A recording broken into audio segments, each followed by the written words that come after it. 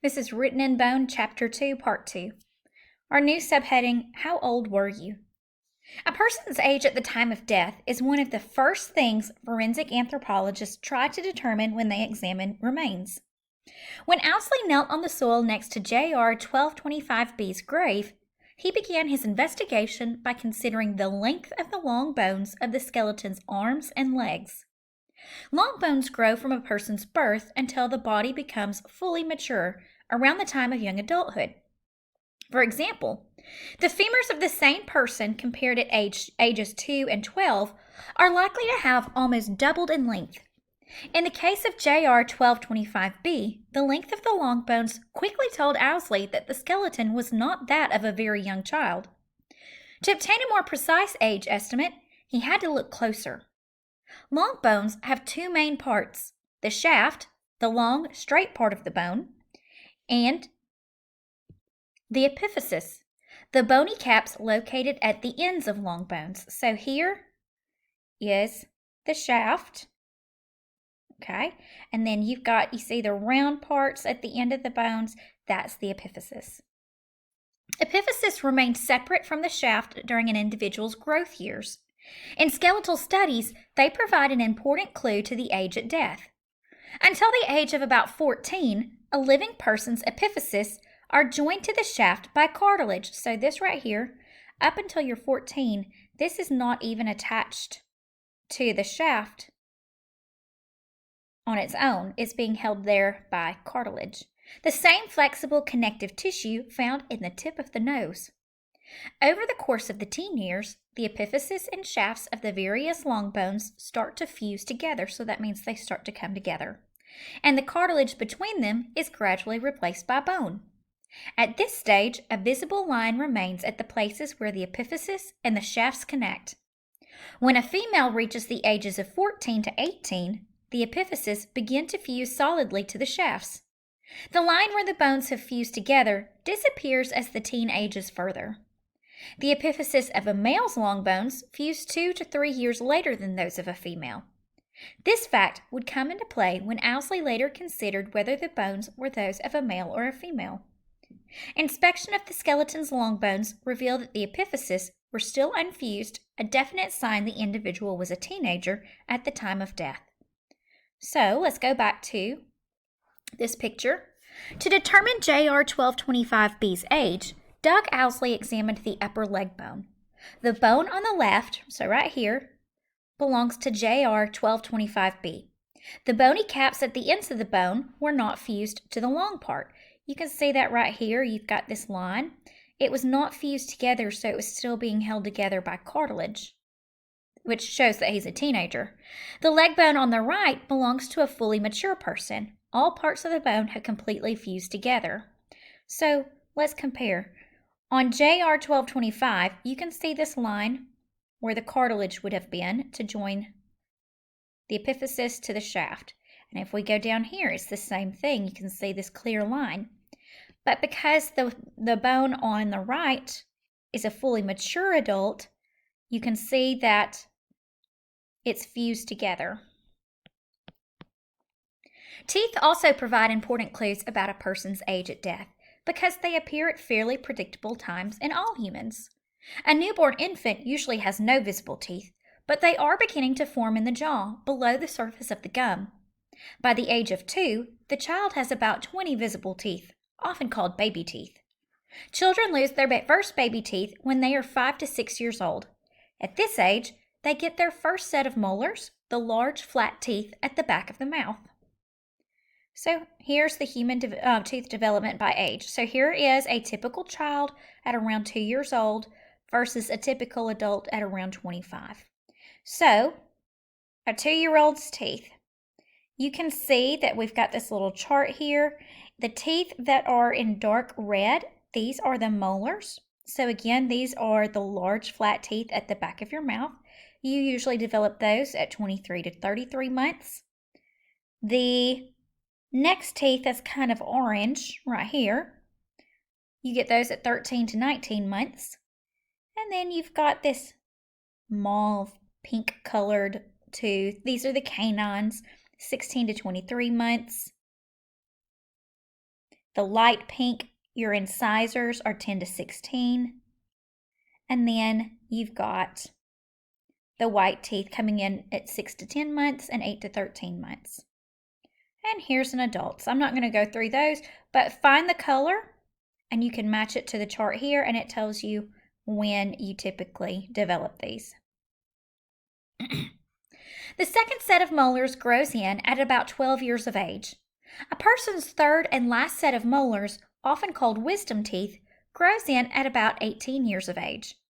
The presence or absence of these various kinds of teeth helps a forensic anthropologist estimate the person's age. J.R. 1225b's teeth supplied additional support for Owsley's theory about the boy's age of death.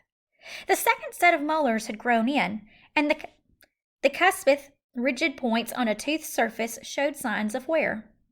During colonial times, the corn and wheat used in everyday meal preparation were not ground as finely as they are in modern factories, so the people commonly ate larger pieces of grain than modern people do. Because this grittier grain was harder on the teeth, it noticeably wore them down. This type of wear is not seen on teeth in modern times. The wear on J.R. 1225b's molars indicated that they had been used for a few years. The wisdom teeth, however, were still inside their jaw sockets, a sign that the teen was younger than the 18 or 19 years old. So, to further determine J.R. 1225b's age, Owsley looked at the teeth by x-raying the jaw. Owsley found that the wisdom teeth had not yet come in, but the second molars were worn down. This evidence placed J.R. 1225b's age at the mid-teens. So here's the right side of his jaw and here's the left. He or she. After determining the age of a skeleton at the time of death, the next question the forensic anthropologist tries to answer is whether the person was male or female. In the case of early Jamestown, the historical record tells us that all English colonists who arrived in 1607 were male, but a number of women arrived the following year. Since J.R. 1225b could have been buried at any point within the 20 years James Fort was used, the remains could have been either sex. In adult-sized skeletons, an individual's sex is determined based on variations in the pelvis. An adult female's pelvis is shaped differently from a male's, allowing room for an infant to pass between a mother's pelvic bones during childbirth. So here is pictures, the differences in the shapes of certain bones. They help forensic anthropologists determine the gender. There's a notch called a sciatic notch. Sciatic notch. That's wider in a female's pelvic bones. Certain areas of the male skull are more prominent than corresponding areas on a female skull. And a male's long bones, such as the upper arm bone, are usually longer and more robust than a female's. These kinds of differences enabled Owsley to determine that J.R. 1225b was a male. So, here's the male sciatic notch, and then here's the female. You can see that it's wider than the male's. Here's the skull, a female skull, the male skull, and then the long bones. You can see that the male long bone is indeed longer than the female. Also, the hip bones, which are part of the pelvis, are shaped differently in women than in men. Although J.R. 1225b wasn't an adult, the features of the skeleton's pelvis were distinctly male. Other skeletal evidence provided further support for this theory. A male's long bones are usually larger and more robust than a female of similar age. Men often have larger teeth than women too. J.R. 1225b's remains met these criteria. Perhaps most conclusive were features Owsley found on the skull. The back of a male's skull, where a muscle is attached during life, has a larger ridge than a female's skull. Males also have more prominent brow ridge, the bony part of the skull above the eyes, than females. The chin tends to be more squared in males, while a female's chin is rounded, with the center of the chin tending to come to a point.